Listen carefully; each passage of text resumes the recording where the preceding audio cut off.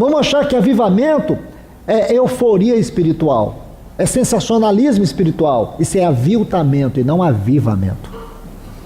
A igreja do Senhor, ela está aqui na terra para ser uma expressão do seu testemunho contra todo principados, potestades, dominadores e hostes espirituais da maldade. Durante esses 2000 anos, a igreja do Senhor esteve aqui na terra, ela está aqui na terra, ela é o testemunho de Deus. Satanás não conseguiu destruí-la, nada, nem ninguém conseguiu destruí-la. Hoje ele usa um poder sutil, invisível e às vezes imperceptível, que tem assolado nossas vidas, roubado o nosso tempo, produzindo um terrível cansaço físico, um profundo desânimo interior, um esfriamento emocional, um apego ao mundo. Este apego, essas formas que o inimigo tem usado, tem controlado nossa mente, nossas emoções. Aquilo que sinto, aquilo que penso, aquilo que quero, passa a ser controlado por uma força maligna, carnal, sutil, invisível e às vezes lícita. E quando você olha, vida de oração praticamente inexistente, relacionamento com a palavra muito superficial. Como que nós vamos, irmãos, falar de avivamento? Talvez o assunto que nós deveríamos falar é conversão. Conversão. A mesma mensagem que nós pregamos para o mundo, arrependa-se, é a mensagem que temos que pregar para a igreja hoje. Arrependam-se. Porque se falarmos de avivamento, e espero poder falar, nós vamos ter que olhar os capítulos certos, não vamos ficar andando na periferia, vamos tocar o assunto de frente. Vamos falar daquele que foi o maior avivamento da igreja. E aquele avivamento tem muito a nos ensinar hoje, porque ele tem uma conexão espiritual com os dias que nós estamos vivendo. É o avivamento da igreja de Atos dos Apóstolos. Aquele foi o maior de todos os avivamentos.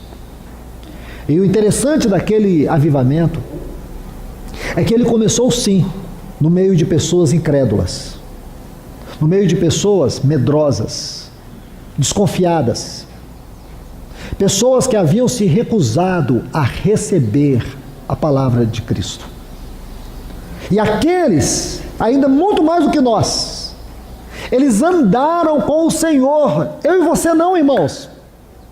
Você imagina, nós não tivemos a experiência visível que eles tiveram com o Senhor. Tudo que recebemos é uma herança, tudo que fazemos é um ato de fé. Eles, irmãos, andaram com o Senhor. E qual foi o resultado final daquela experiência dos discípulos com o Senhor Jesus? Alguém que pode imaginar? Como que estava a igreja primitiva nos primeiros dias? Como era aquela igreja? Nós vamos ler alguns textos. Porque, irmãos, existe uma parte do ministério de Cristo que ela não é muito explorada. Geralmente nós dizemos assim, a vida do nosso Senhor se resume a 3 partes. O livro de Lucas é muito didático para falar sobre isso. Aqueles 30 anos que vai do capítulo 1 ao capítulo 4. Aqueles 3 anos que vai do capítulo 4 até o capítulo 9. E os 6 meses que vai do capítulo 9 até o capítulo 24. Então nós achamos que toda a vida do nosso Senhor se resume a 3 partes. Não é verdade. Todo o ministério do nosso Senhor se resume a 4 partes. Existem aqueles 40 dias entre a ressurreição e a ascensão. O nosso Senhor não ascendeu na segunda-feira. Ele ressuscitou no domingo e ele permaneceu 40 dias com os seus discípulos. E aqui eu posso dizer, concentra-se a esfera mais profunda do seu ministério de maneira pessoal com a sua igreja. Nesses 40 dias, ele trouxe os discípulos para perto dele. Ali ele deu diretrizes e depois ele ascendeu. Esses 40 dias foram marcantes. Meus irmãos, se vocês puderem estudar os 100 primeiros anos da história da igreja, você vai ver a coragem daqueles homens, a intrepidez, Você lembra de Pedro, aquele homem que se acovardou diante de uma escrava, diante de uma moça, aquele que há poucas horas disse para o Senhor: por ti darei a minha vida, eu estou disposto a morrer por ti. E o que nós encontramos? Encontramos um covarde, um homem que se acovardou enquanto nosso Senhor estava diante dele, não muito distante dele. Ele estava ali se acovardando, ele não foi capaz de seguir o Senhor até o fim. Este é Pedro. Mas é o mesmo homem que nós encontramos no capítulo 2 do livro de Atos, levantando juntamente com os 11 e pregando uma das mais poderosas mensagens apostólicas, onde ele coloca 7 itens acerca do Cristo, o varão aprovado por Deus. Como, irmãos? Que mudança foi essa? Onde essa mudança ocorreu? Ao meu ver, durante esses 40 dias, ele pôde experimentar algo profundo do Senhor. Então, isso para nós é um grande alento também, irmãos. Vocês podem achar que eu estou sendo intransigente. Talvez alguns julguem que eu esteja sendo duro demais. Mas aqui tem um ponto que nos alivia, mas não para nos deixar acomodados, mas para trazer um certo refrigério para nós. Aqueles discípulos passaram por um momento como o nosso, mas numa proporção talvez pela sua realidade contextual muito pior, porque eles andaram com o Senhor, eles viram o que nós nunca vimos, eles ouviram o que nós nunca ouvimos. Como ouvimos não tem nada a ver como eles ouviram. Eles ouviram do próprio Mestre, eles estudaram com aquele que é a própria sabedoria personificada. Eles estiveram aos pés do Senhor durante 3 anos e 6 meses. Eles viram milagres diante dos seus olhos. Eles viram pães se multiplicarem à sua frente. Eles viram corpos ressuscitarem, mortos ressuscitarem. Eles viram paralítico andar. Eles viram o Senhor repreender o vento, a tempestade. Eles viram o Senhor andando sobre as águas. Eles viram os demônios estremecerem. Eles viram aquilo que eu creio que nenhum de nós, em nossa geração, pôde ver e ouvir. Eles viram e ouviram. E ao final de tudo isso, como nosso Senhor os encontrou? Permita-me mostrar algo para vocês. Vamos começar com o Evangelho de Mateus. Mateus capítulo 28. Versículos 16 e 17. Seguiram os 11, Mateus 28, 16 e 17. Seguiram os 11 discípulos para Galiléia, para o monte onde Jesus lhes ordenara. E quando ouviram, adoraram-no, mas alguns duvidaram. Estão vendo? Alguns duvidaram. Havia adoração e incredulidade no mesmo ambiente. Havia incredulidade daqueles que andaram com o Senhor, daqueles que viram e ouviram tudo que o Senhor ensinou e fez. Vamos para Marcos capítulo 16.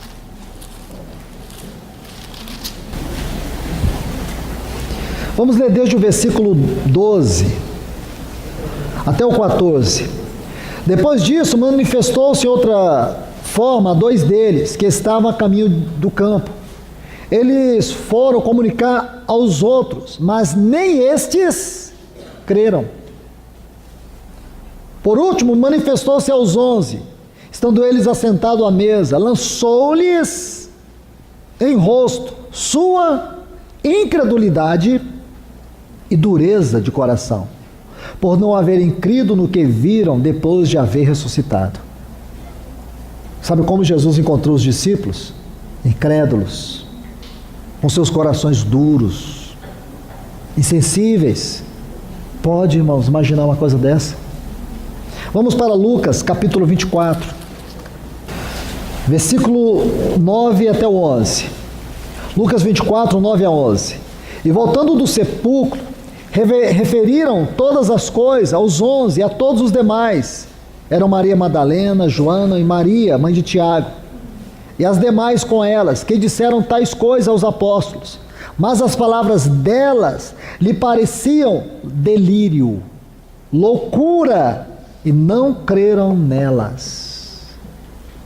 Permita-me adicionar ainda mais um ponto.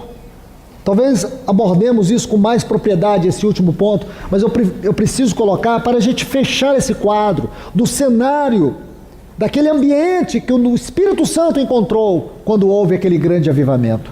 Talvez isso, irmãos, possa nos ajudar a ver que nós não somos uma causa perdida. Talvez isso nos ajude a ver que o Senhor ainda, Ele vai fazer algo extraordinário. Como um dos nossos irmãos hoje de manhã, numa comunhão que tivemos, o irmão terminou a palavra dele dizendo assim: eu creio que o Senhor vai fazer com a sua igreja. Ele terminou com palavras vivas de esperança e fé. Eu creio que é com essas palavras, crendo que o Senhor, sim, Ele vai restaurar a sua casa, Ele vai restaurar a sua igreja. Por mais difícil que seja isso aos nossos olhos, mas não é impossível para aquele que está sentado no trono. Então vamos para o Evangelho de João, capítulo 20, versículo 19 a seguir. Ao entardecer daquele mesmo dia, o primeiro da semana, estando as portas fechadas no lugar onde os discípulos estavam reunidos, por medo dos judeus, veio Jesus e pôs-se no meio deles e disse-lhes: paz seja convosco. E tendo dito isto, mostrou as mãos e o lado. Os discípulos, vendo o Senhor, regozijaram. Só até aqui, irmãos. Agora, por favor, vamos remontar esses textos num quadro. Desde Mateus capítulo 28, Marcos 16, Lucas 24, e aqui neste texto de João capítulo 20. Se nós tomamos todos esses textos, nós podemos contemplar um quadro muito importante. A realidade contextual do Pentecoste, aquele que foi o maior avivamento da igreja. Como foi que o Espírito Santo encontrou aqueles discípulos? Então nós podemos dizer, sem sombra de dúvida, o Senhor encontrou muita incredulidade no meio deles, corações duros, medo, covardia. Este era o ambiente do Pentecoste, irmãos. Eu posso dizer, irmãos, que é o mesmo ambiente que nós estamos vivendo hoje. É esse ambiente de apostasia, de frieza. Mas o nosso Senhor, o nosso amado Senhor, Ele está vindo. Ele tem vindo por meio dos seus vasos, por meio dos seus servos, por meio da sua palavra, na unção do Espírito Santo, para poder falar ao coração da sua igreja, para que ela dê total abertura, para que o Espírito Santo venha prepará-la, venha equipá-la, venha usá-la para ela apressar o caminho para a volta do nosso Senhor Jesus, ou apressar a volta do nosso Senhor Jesus. Senão, irmãos, tudo o que pensarmos acerca de avivamento não terá o menor sentido.